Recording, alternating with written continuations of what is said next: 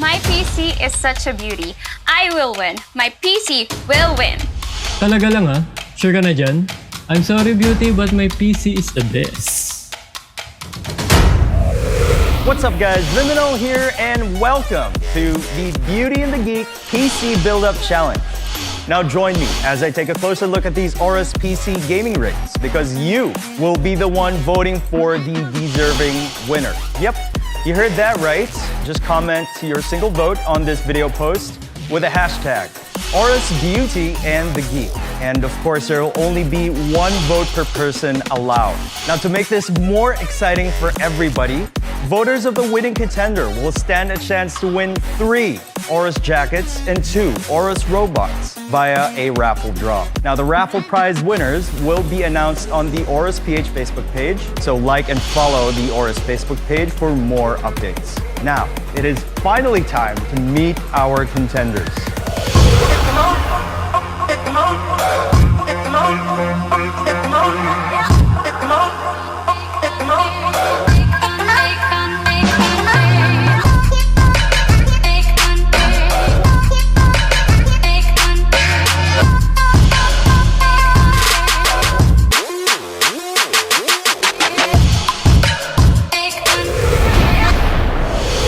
Sa tingin nyo, kaninong PC kaya ang mas astig? Let's wait and see, dahil ipapadala na natin ang Aorus PC components sa ating dalawang contenders. Dumating na ngayon yung bago nating PC, so bubuhin na natin siya. Finally guys, our Aorus PC parts have finally arrived and I'm so excited because I know that I will win this build-up challenge. Kaya naman, let the battle begin. Wow!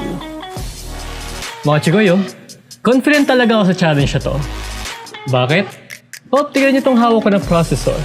Ito ang Intel Core i9-10900K. Speed ba ang usapan? Well, this is a king.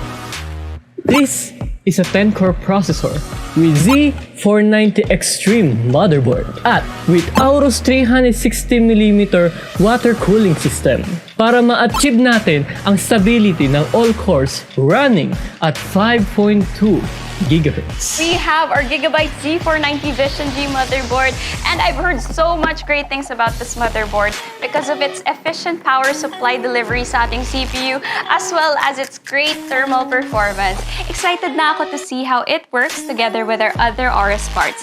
Kaya naman, let's start building guys! Let's go!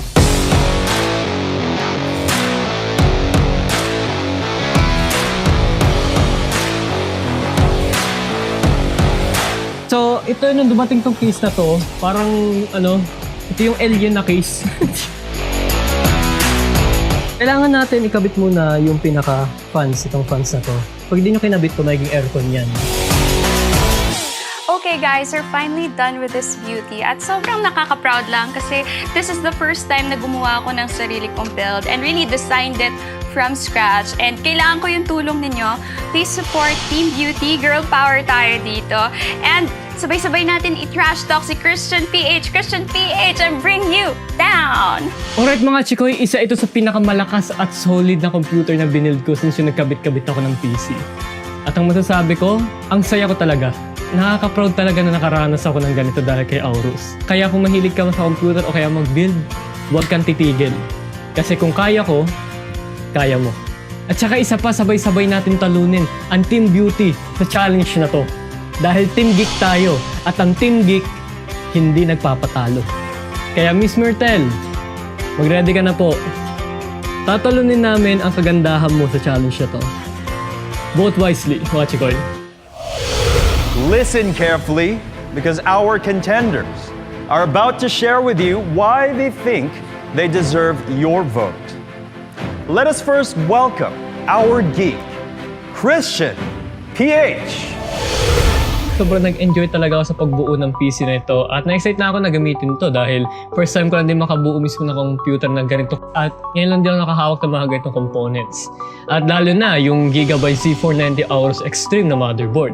At dahil daw masarang naging solid yung build ko. At ang sarap talaga sa pakiramdam na makapag-build up ka mismo ng PC at mapagana mo siya. Dahil napakasarap talaga sa feeling na makabuo ka ng something gamit mo yung dalawang kamay mo. My PC also has this full body copper heatsinks that accounts the heat transfer from the key component both front and back of the device controller, and the NAND flash. Full copper heatsinks that have 69% higher heat transfer capacity compared to aluminum, giving the Aorus NVMe Gen 4 SSD the best heat dissipation for read or write performance. At saka plus points na rin yung aesthetics. Tingnan nyo gano'ng kaganda yung computer ko. Sobrang astig, di ba? At gaya nga na sinabi ko kanina sa unboxing, ang gamit ko ng processor ay ang Intel Core i9 with Turbo Max technology. Overall, confident ako na mananalo ako sa challenge na to. The goddess of Aorus, Myrtle Sarosa. As a content creator, I have a lot of multimedia graphic works. And the Z490 Vision G really checks off lahat na requirements ko for the best performing PC. Unang-una, my work needs a CPU that has the power to take care of all the heavy processing load that I do for my work. Mula sa video editing, photo editing, tons and tons of rendering, as well as scaling na ginagawa ko for my cosplay designs. The Z490 Vision G supports the latest generation of Intel processor that allows me to process all my photos and videos, and they're really best for these types of work. And to add a cherry on top, it also has a 12-phase direct power supply design that allows my PC to run so smooth and has great thermal performance. Kailangan ko ng motherboard that has the latest and faster storage components that's already out in the market.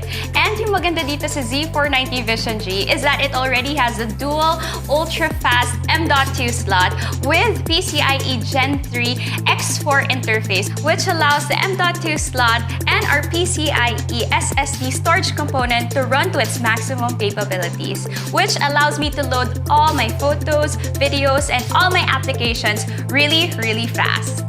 And to add to its sweet capabilities, it is also Intel Optane memory ready, so you guys can add Intel Optane memory to boost your computer's performance. And the storage support is also future-proof because it already has the PCIe 4.0 hardware design.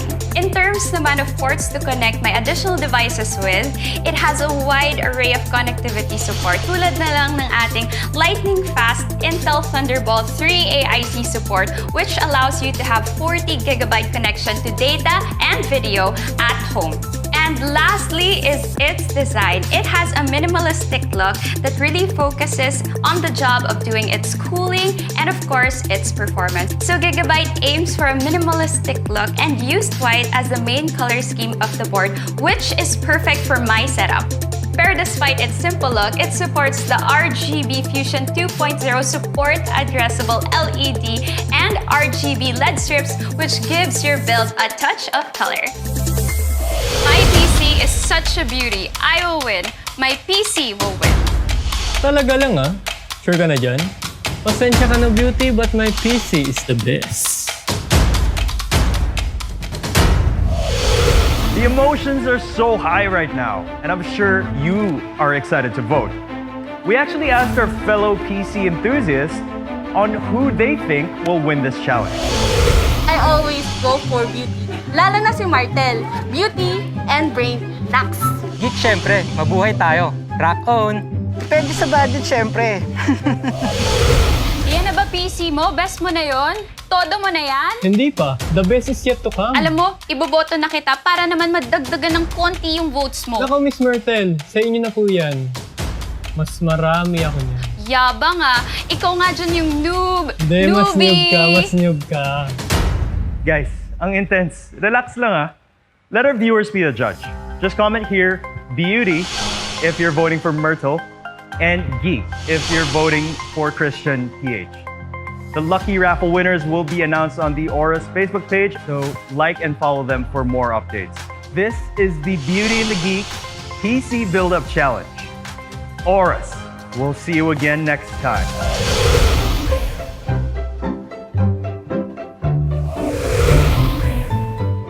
Psst, guys, panalunin niyo ako ha. Magpaparapol tayo sa next YouTube video natin. Dali.